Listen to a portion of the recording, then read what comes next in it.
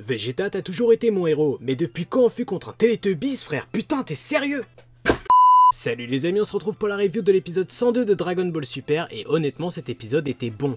Et l'épisode continue avec la fin de l'épisode 101, mais là, l'apparition des Magical Girls. Et suite à l'échec cuisant des Prime Troopers contre Goku dans l'épisode précédent et toute la clique de l'univers 7, eh bien c'est l'univers 2 qui vient chercher directement Goku, les 3 Magical Girls, Dipsy, Lala et Popo. Et putain, j'étais vraiment pas prêt parce qu'au début tu vois ça comme une transformation à la Sailor Moon, tout le monde est ébahi, tous les dieux de la destruction sont impressionnés, un petit peu sous le charme de ces 3 demoiselles, et là C17 arrive comme un FDP et lance une boule de ki en mode j'ai pas ton temps frère. Suite à son interruption, bien sûr les 3 demoiselles recommencent leur numéro et là se transforment en Teletubbies frère. Teletubbies. La leader des Teletubbies lance alors un flux d'amour dans toute l'arène du tournoi. Tout le monde est ébahi, l'amour, love, one love, et l'amour n'est pas plus fort que Jiren, je te le dis frère. Non mais sans déconner, même Freezer était totalement love de cette attaque, mais Jiren s'en bat les couilles. Encore une fois, Jiren il prend ses couilles, il les pose sur la table mon gars.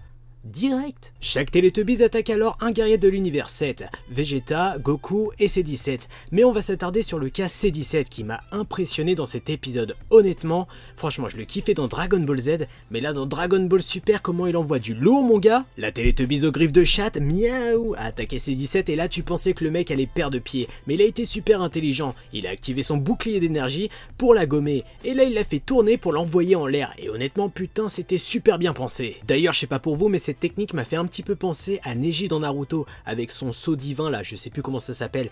J'ai trouvé une petite inspiration, un petit clin d'œil. Au final la Teletubbies se fait récupérer par sa waifu dans les airs, après un petit moment love est déclaré, t'as l'impression que c'est un petit moment lesbien, enfin dans Dragon Ball Super on commence à avoir l'habitude, mais C17 avait pas son temps, la meuf qui l'a sauvé elle s'est fait éjecter salement, et franchement dans cet épisode C17 il a rien respecté. Tellement rien respecté que le mec 2 secondes après t'a sorti griffe de chatte de la reine au KLM, et d'ailleurs la fin de l'épisode se termine avec voilà, Brianne de Château est un petit peu vénère, elle veut sa revanche contre C17, le mec était vraiment trop chaud, à limite, qui peut arrêter C17 à l'heure d'aujourd'hui? Le mec est trop loin, il est vraiment trop loin, je vous le dis. Le mec il a rien respecté pendant l'épisode, il a sorti 2 adversaires de l'arène, il a prouvé son intelligence, il a eu une classe d'enculé, et franchement je sais pas pour vous, mais moi j'ai kiffé C17, putain mais un truc de fou. Ah non, t'auras beau tout me dire par rapport à C17 etc, moi je me suis tellement masturbé après que j'ai fait monter l'action Kleenex en bourse. Et ouais mon gars. Par contre je viens de me rendre compte que j'ai zappé une grosse information dans l'épisode,